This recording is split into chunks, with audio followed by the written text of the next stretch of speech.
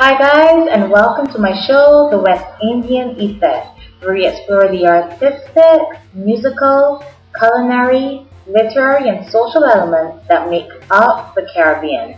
Now this week's topic is about West Indian literature and why you guys should read it. I have a list of some pretty cool West Indian authors, some popular themes used in West Indian lit, and a few new age genres in the Caribbean circle, which aren't very well known yet, but which I found really interesting. Before I delve deeper into that though, I'll start by answering this question. What is West Indian literature? West Indian lit is a selection of writings by authors of the various territories of the Caribbean region. West Indian lit can also include folk songs and oral poetry composed by slaves. But is it West Indian literature or Caribbean literature though?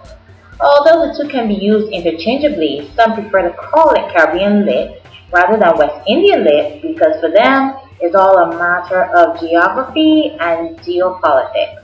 Now the West Indies is the English territories or the islands, while the Caribbean encompasses French, Spanish, and Dutch countries as well, and other mainland territories that aren't islands. Another reason is that some rejected the term West Indian, because it is linked with colonialism, colonization, and Eurocentric attitudes. I guess I get why they might want to reject it, but in the end, many of the literature written is based on history, growing up experiencing colonialism, and many other themes related to these same rejected factors. Actually, that's a pretty good reason why West Indian lit is different from any other kind of literature. It's the literature of a people of various languages and cultures who are linked together by the same path. Yeah? Now, on to the good stuff. While I was researching Caribbean authors, I came across some books that I haven't read since I was a little girl, probably like 9 or 10. Books like A House for Mr. Bizraz by V.S. Naipaul. I was so fascinated by this book when I was a little girl because it was really well written and really funny. For those of you who don't know, A House for Mr. Bizraz is pretty much about the life of Mohan, an Indo-Trinidadian young man who tries to establish his place in the world independently.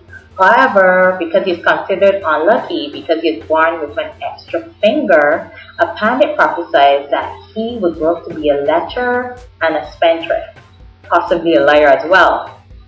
The pandit also advises that Mohan be kept away from trees and water, particularly water, in order to keep the bad luck at bay because he will eventually eat up his mother and father.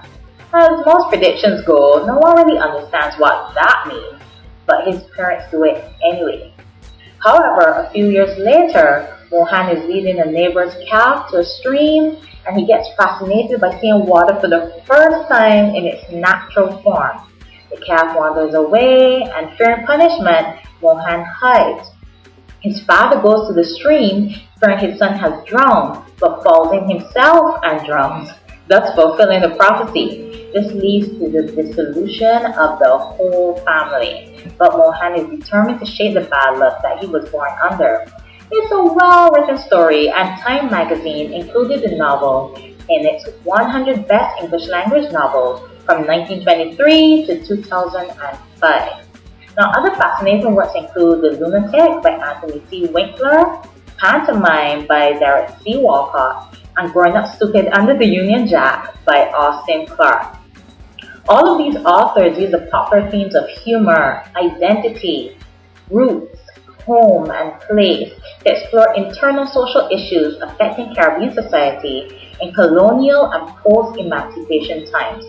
So, despite the hilarity of the situations, there is an underlying seriousness to it all. I think that's a pretty smart way to catch the interest of readers or an audience, right? Now, on to what I consider a new age genre. Well, for West Indian literature at least, sci-fi and fantasy. I know it's not new to the literary world, but for West Indian lit, it certainly is.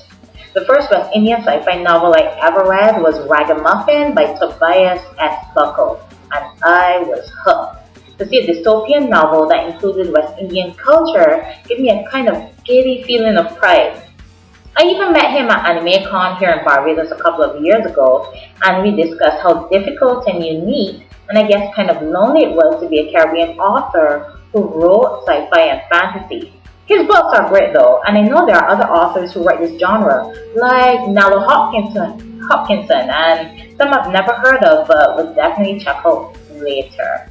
I'll probably post it in the description box below for you.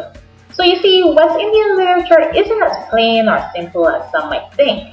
It's unique, it's informative, it's hilarious, and it's as diverse as the Caribbean itself. So go out, guys, and read it. Thanks for watching The West Indian Effect. Till next time, bye.